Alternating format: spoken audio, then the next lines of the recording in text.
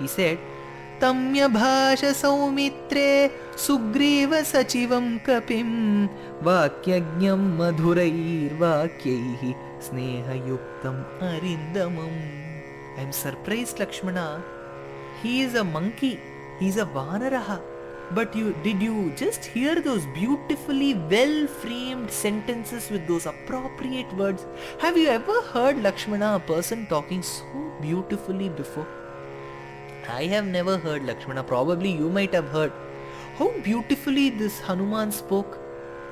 Nan Rigveda Vinitasya na Yajurveda Dharinaha na Samaveda Vidushaha Shakyamevam Prabhashitum Nan Rigveda Vinitasya. Even if he is a person who has done a Vedic study of Rigvedam or Yajurvedam or Samavedam, can't talk like this. If you go to North India, you will find a lot of surnames. Dvivedi, Trivedi, Chaturvedi. It means that their forefathers somewhere in the line would have studied the 2 or 3 or 4 Vedas. Nowadays people have the name Dvivedi, Trivedi, Chaturvedi or even Panchavedi. But they would not know even what a Veda is. Whereas Ram told Lakshmana, this particular person who's standing is not looking like a person who has studied Vedas. He must have absorbed and swallowed the essence of all Vedas. And I'll tell you one thing, Lakshmana. There are people in this world who are well versed in all the 4 Vedas, but they can't talk as beautifully as this person Hanuman. Now we may be wondering, what great thing has Hanuman spoken? He just asked, who are you people? I am the minister to Sugriva. This is a normal sentence. What is there in his sentence which has amazed and which has brought the attention, dragged the attention and grabbed the attention of Ram in such a way that he is giving praises and praises about Hanuman's eloquence to Lakshmana? We may be wondering. All our commentators, especially Govindaraja of Sri Bhagavad-Ramanujacharya tradition, has beautifully pointed out how each of these sentences are connected to the Vedas. Because Ram will not utter any particular line without a reason. He is not like us. When he said that a person who is well versed in a Rigveda or Yajurveda or Samaveda can't talk as beautifully as Hanuman, that means Hanuman's sentences must have had the essence of these Vedas. Only then Ram will talk about these Vedas. He'll bring Vedas into picture. When Hanuman said, Ubhau yogyavaham manye rakshitum prithvi mamam. He said, you 2 people who are standing right before me are looking like people who are protecting this world. Whenever we have to inquire a particular person, suppose imagine there are 2 people who are coming towards our home. Nobody else's house is in this area. It is an empty barren land. Only our house is there. We know very well that these 2 people are coming towards our house. But we are inquisitive as to who these 2 people are because we are not aware of them. We go stand before them. What will we ask? See, this is my house. You both are coming towards my house. I don't know anything about you. Who are you? This will be our question. We won't say, both of you look like people who are protecting this world. Both of you look like Prime Minister or President. We won't say all these things. But Hanuman, when he saw both of them, he said, he did not ask who you both are. He instead said, Ubhau yogyavaham manye rakshitum prithvi mimam. You look like people who are protecting this particular universe. Where is this in the Veda? In Rigvedam, Om Atmava idameka evamagra asit ekameva advitiyam. This particular person, Bhagavan Srimad Narayan, is the one who protects this universe. But when I say Narayan, Narayan can't be without his shadow. Who is his shadow? Adisesha. Adisesha, on whom Bhagavan reclines, that particular Sesha gives shelter, acts as an umbrella to Bhagavan. Bhagavan is the one who protects. So he said, Rakshitum Prithvi Mimam. You are the one who looks like the person who protects this universe. So this is where Hanuman has brought the essence of Rigvedam. Om Atmava idameka evam agra asit. Then Hanuman also said, Vishala vakshasau virau manushau devarupinau. Both of you, he didn't say one. Manushau devarupinau. So he said in dual, dvivachanam. So he brought both of them into picture and he said, you are looking like human beings, but I'll tell you one thing, you are not human beings, you are looking very divine. I am very sure you are the devas, devarupino, manushau devarupino. But if you see the inner concept, what does this mean? He said, manushau, you have come in the human being's form, you have come in a human-like structure, but you are divine looking people. So he is not sure as to whether they are human beings or whether they are divine people. This is the same confusion which the Vedas had when they had to talk about Bhagavan Srimad Narayan. They all started searching him. When they started searching and when they were about to catch him, Bhagavan ran yojanas away. And when these Vedas thought that he has ran very much far, we cannot do much research on Bhagavan Srimad Narayan, let us stop. He must be the Parabrahman. When they thought and when they started losing that confidence, Bhagavan, who ran so far away from the Vedas, came closer to them. Now the Vedas had an encouragement. Bhagavan has come very close. Let us start researching on the auspicious attributes of Bhagavan. They started chasing Bhagavan. Once again, when they were about to touch Bhagavan, Bhagavan ran away. Once they were demotivated, again Bhagavan came closer. This was something like in those days when the elephants had to be trained. In those days, during war, they never had these cannonballs. They used to have horses and they used to have elephants upon which the soldiers used to sit. So when elephants used to fight, they had to be trained prior to the war. How were the elephants trained? Elephants were made to run behind a horse. When the elephant was about to touch the horse would know. So it will run more fast. But the elephant which was about to touch the horse, when it came to know that the horse has realized this and started running away very much ahead, the elephant would stop. Realizing that the elephant has stopped, the horse will reduce its speed and it will also stop. Now the elephant will think the horse has stopped, let me go and touch its tail. Once it starts touching the tail, when it is about to touch the tail, the horse will run again much ahead. So this is how kings and ministers in those days used to train the elephants to run. Likewise, when the Vedas wanted to reach Bhagavan's feet, Bhagavan will act in such a way that he is very close. But once they reach a position where they may be about to touch his feet, Bhagavan will run away. Now Vedas will get demotivated. Again, Bhagavan will come closer. Vedas will try again. When they are about to complete, Bhagavan will run. Likewise, Hanuman was confused. Initially he thought they were human beings. Once he saw the beautiful structure, the Saundaryam and Lavanyam of both of them, he thought that they must be divine people. Once he went closer, he found that they were looking like humans. But once he saw their structure and their beauty, he thought they were devas. So he was confused as to what they were. This is what Yajurvedam says.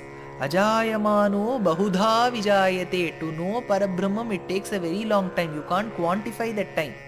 And only a person who feels that I may not have the knowledge to understand Bhagavan and wants to find, can find. That is a person who says that Bhagavan is great, I am the servant, it is not possible for me to understand him fully, can understand him. Whereas a person who says, I have understood Bhagavan entirely, completely, 100%, Vedas say that he cannot understand Bhagavan. It is so contrary. A person who says that I don't have the ability and capability to understand Bhagavan because he is so huge and who has all auspicious attributes can understand him. Whereas a person who says that he has understood Bhagavan cannot understand. This is confusion. So this is what Yajurveda says. So through the line Vishala Vakshasau Virau Manushau Devarupinau, Hanuman conveyed the meaning of Yajurveda. Moreover, he said, Padmapatre Kshanau Virau Jata Mandala Dharinau. These people who have come in the disguise of forest hermits have got beautiful lotus-like eyes.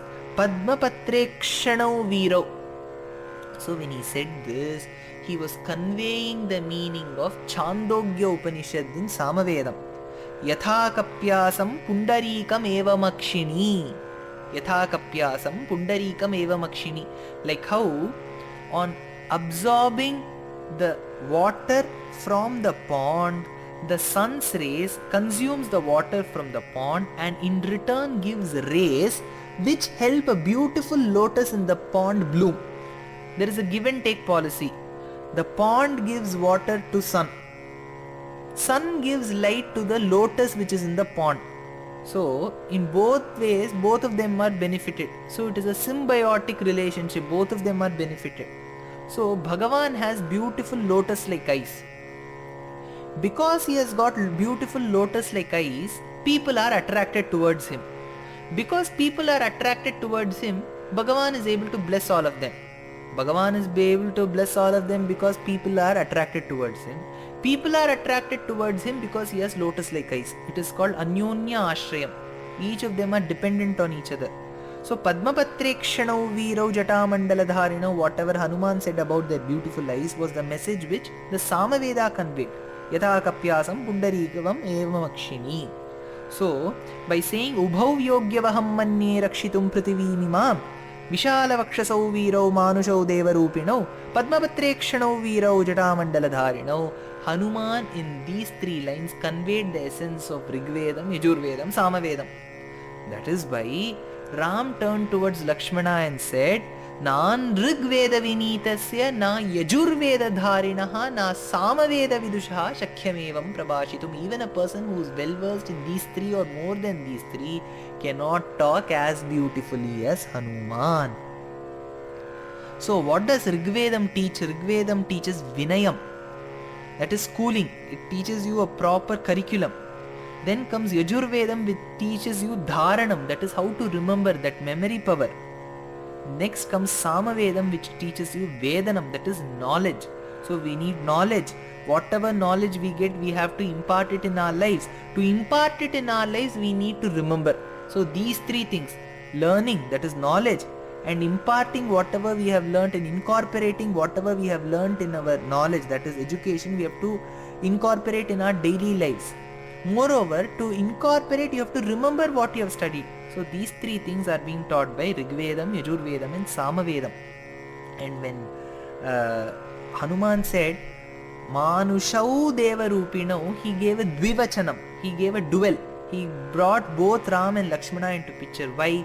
Because Hanuman very beautifully realized the fact that this person, fair complexioned person, Lakshmana, who has come with Ram, is a person who will never be separated from Ram. Right from time immemorial, in the past, now, present and in the future, he will always be there with him. The Tamil mystic saint conveys this beautiful message. He says, Shendral Kudayam Irundal Singadanamam Nindral Maravadiyam Neen Kadalul Yendrum Punayam Mani Vilakam Pumbattam Pulgum Manayam Tirumar Karavu. To Bhagavan, this Adisesha's incarnation was only Lakshmana. But Adisesha as a snake, as a serpent itself, this mystic saint says that this Adisesha is doing multitasking. Shendral Kudayam. If Bhagavan walks on the street or in any avataram, he becomes the Kudai. Kudai in Tamil means umbrella. So, by spreading its hoods, its 1,000 hoods, Adisesha acts as an umbrella to Bhagavan when he walks. Irundal Singadanamam. If Bhagavan wants to sit, the snake coils in such a beautiful fashion that it acts like a beautiful throne to Bhagavan and Bhagavan sits. Irundal Singhasanamam. It acts like a throne, Simhasanam. Next he says, Nindral Maravadiyam. If Bhagavan wants to stand up, whenever we stand on a rough surface, our feet get hurt. So, to avoid that, Adisesha coils in such a way that Bhagavan, when stands on Adisesha's coiled structure, it acts like a beautiful paduka, footwear. Neel Kadalul Yendrum Punayam. On the Kshira Sagaram, on the Milky Ocean, he acts like a bed. In those days itself, there was existence of water bed. Imagine we are sleeping on a snake. When we utter the word snake itself, we get afraid. Forget about sleeping on a snake. I am just telling for imagination.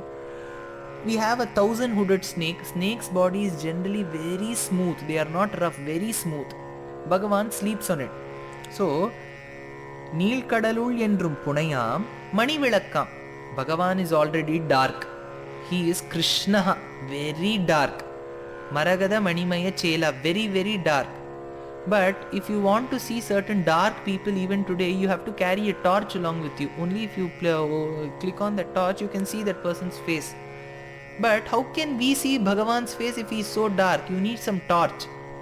So this Adisesha has 1,000 faces, 1,000 hoods. Every hood has 2 eyes. So you have 2,000 eyes. So these 2,000 eyes act like beautiful torchlights.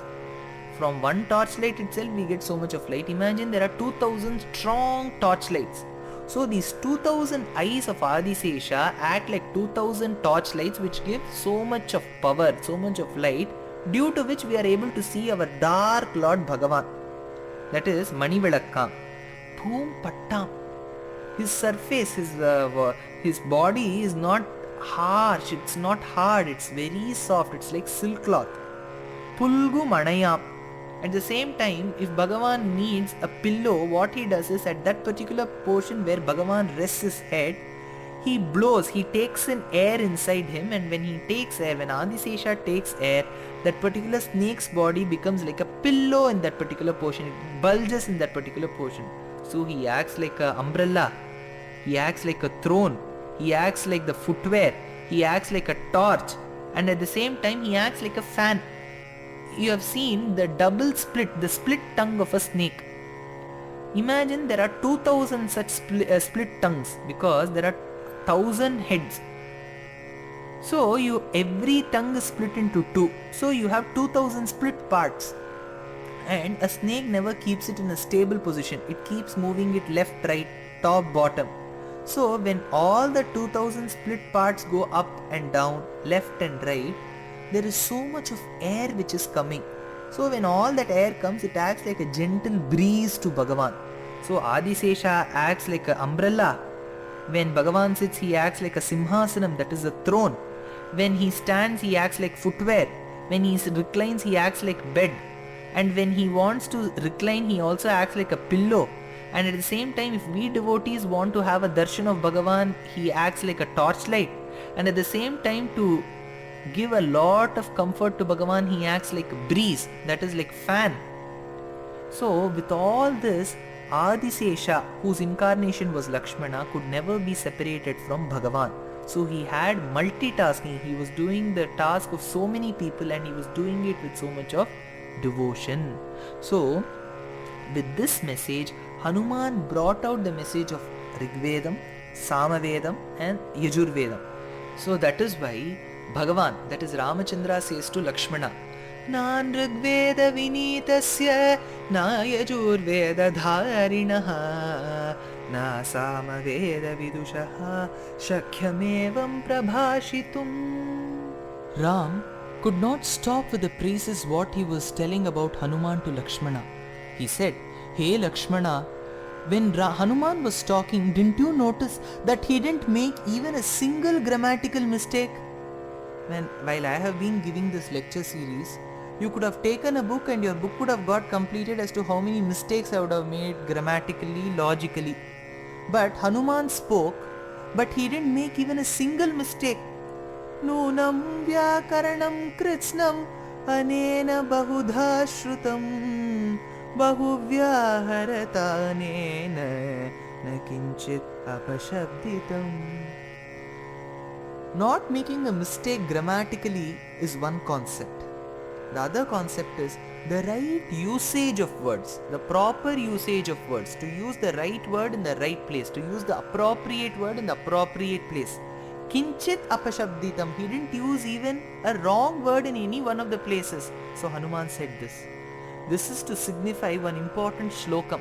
There is one shlokam which says, Giti Shigri Shirah Kampi Tatha Likita Pathakaha Anarthagyaha Alpakantaha Shat Pathakaha Adhamaha. These 6 people are regarded not to be great speakers. To be a great speaker, you should have certain qualities. And if you want to become a great speaker, you should avoid certain bad qualities that will be associated with a not so good speaker.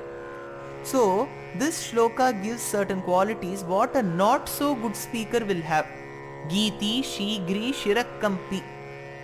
They will be very fast. Shigri.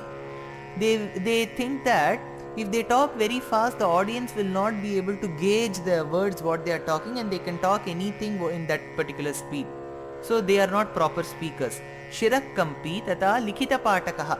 Some of them will start trembling in fear when they are talking. When they are trembling and they are afraid, whatever points they want to say before the audience, they will surely forget. Next is likhita patakaha. Some of them will write a speech and keep. They will keep that speech right before their eyes and they will read. What is the use when you are reading it from the paper? Anybody could do it. You have been asked to talk whatever you feel like, and if you have written everything and kept, you could give it to some other person and give him 50 rupees and he will read. So there is no need for it. Then anarthagyaha. Some of them will say that I am talking very well, and they will give all useless meanings when they are talking. And alpakantaha. They won't have a proper voice, they won't know how to modulate their voice, and there will be no proper articulation.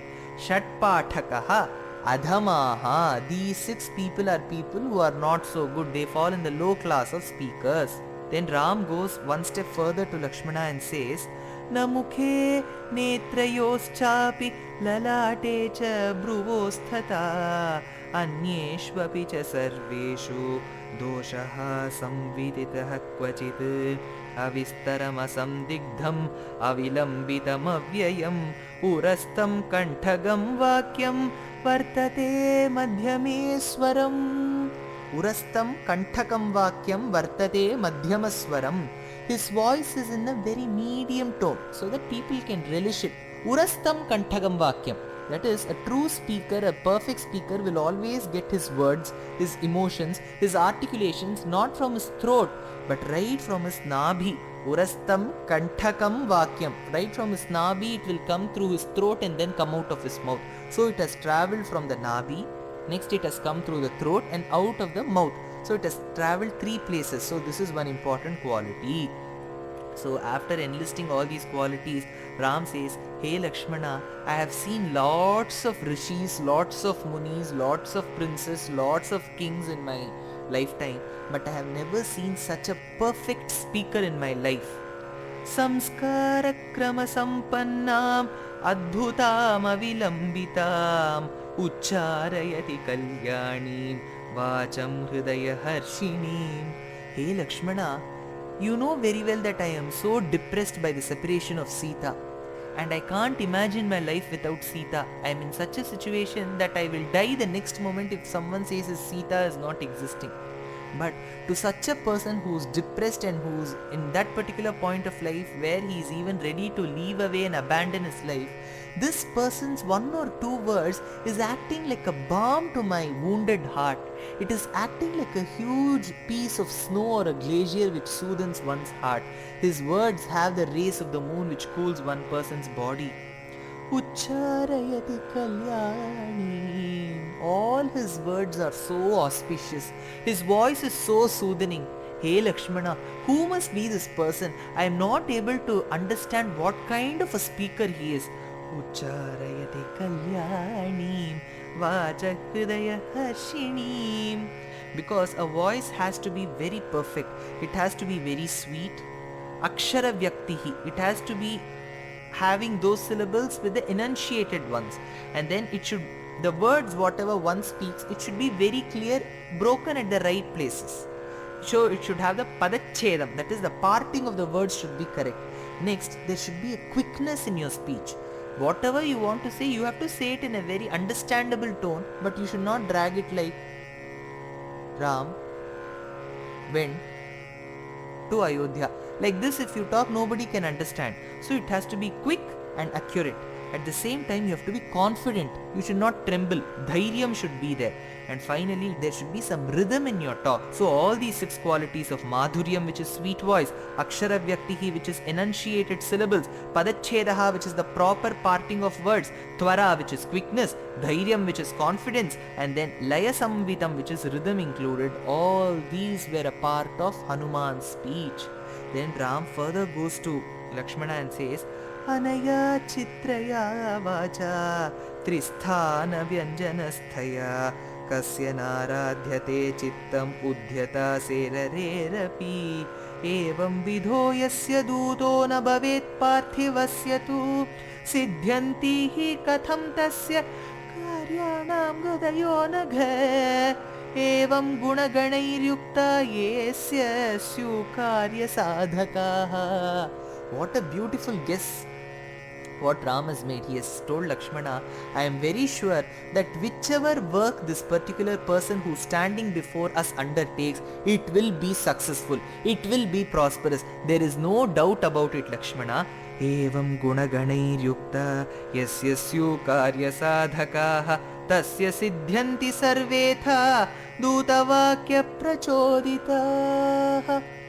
Following this, Lakshmana had to say something about himself to Hanuman, because Hanuman was the one who was talking all this while. And after hearing to Hanuman's speech, the words what Ram gave in praise of Hanuman was towards Lakshmana. Ram did not directly talk to Hanuman, because it was always a tradition in those days and even today that people of similar posts will talk when they are talking business or introductions. Imagine that the Prime Minister of a certain country is coming to ours. Who will go and welcome? Will it be the Chief Minister or will it be the Finance Minister? No, it will be the Prime Minister of our country who will go and welcome that particular Prime Minister. Imagine that the President of the United States is coming on a visit to India. Who will go and welcome? Will it be the Revenue Minister or the Railways Minister? No, it will be the President who goes and welcomes that particular President. Likewise, Ram, though he has come to the forest, he is always a Chakravarti. He is always the king. Hanuman was not a Chakravarti, he was always the minister. When Ram was the king, in his kingdom all his brothers would be the ministers. And who was the brother who was next to Ram at that point of time? It was Lakshmana. So Ram was the king, Lakshmana was the minister. There on the other side, Sugriva was the king who was inside the cave and his minister was Hanuman. So who had to talk to a minister? A minister had to talk to a minister. The minister was Hanuman and the other minister was Lakshmana. That is why Ram told Lakshmana to introduce about him and as well as himself, that is Lakshmana, to Hanuman. So Lakshmana's turn was now to say something about himself. He said, Bharyaya cha mahabhaga Sitaya nugato vashi Dinakshaye mahatejaha Prabhayeva divakaraha. Hey Hanuman, the person who is standing next to me is with so much of tejas and effulgence. You may not know him. I'll tell you about him. He is the son, the scion, the greatest heir to our Ikshvaku Kulam, to our Surya Kulam. He is the son of the great Chakravarti Dasharatha. He is the eldest amongst our brothers. He was married to a beautiful lady who represented Lakshmi herself. Her name was Sita. Sita was the daughter of Janaka Maharaja.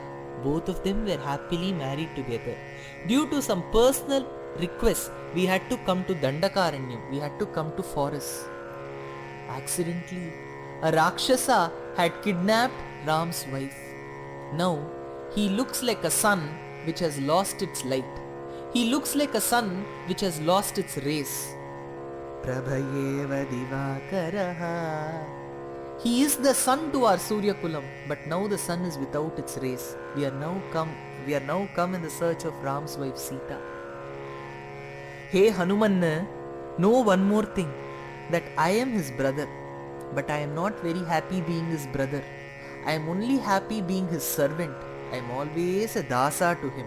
I am always a servant to him, that is Ram and his wife Sita. I am treated as their own son, but I always treat them not as my brother and my brother's wife, but as my father and my mother. Ahamasyavaro bhrata gunairdasasya mupagataha कृतज्ञस्य बहुज्ञस्य Lakshmano nama namatah. Now comes the important concept. What is the central theme of Srimad Ramayanam? I have time and again said this every time while I was dealing with Ramayanam. The central doctrine, the central theme of Srimad Ramayanam is Sharanagati. We have come again and again through Sharanagati right from Balakandam. The Sharanagati what Devas did at the feet of Divya Dampati in the Kshira Sagaram through the intervention, through the Acharya medium of Brahma. Then we also saw the Sharanagati of what Dasharatha did at the feet of Parashurama at the end of Balakandam. Then we saw the Sharanagati what Lakshmana did at the feet of Sita and Ram to come to the forest in the start of Ayodhya Kandam. Then we also saw the Sharanagati what Bharata did at the feet of Sita and Ram at the end of Ayodhya Kandam. And at the start of Aranya Kandam, we saw the Sharanagati what the Dandakaranyam Rishis, the Rishis of Dandakaranya did at the feet of Sita and Ram to get rid of the demons in the forest. Then we also saw the Sharanagati of other Rishis towards Ram.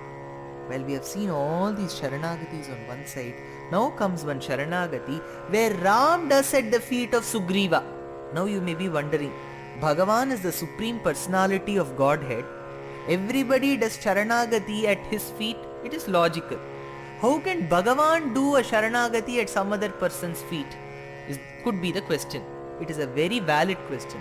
But know one thing, Ram always regarded himself to be a human. When all the gods and demigods said that you are the one who is the Supreme Personality of Godhead Sriman Narayan, he denied, saying that I am always born as the son of King Dasharatha. I am a human being in this birth and I am not interested in being a god or a demigod or a Supreme Personality of Godhead. So as a normal human being, he wanted to seek the help of Sugriva. Only because of Sugriva's help and the monkey's help, it would have been easier for him to reach Lanka. So through the medium of Lakshmana and reaching Hanuman's ears, he does a Sharanagati. Lakshmana informs Hanuman, hey Hanuman, this brother of mine Ram is in search of his wife Sita. I know very well that you are the minister of the great king called as Sugriva. We need your help. So my brother Ram is seeking refuge at your king's feet, that is Sugriva's feet, to get back his wife. Get back his wife. Get back his wife.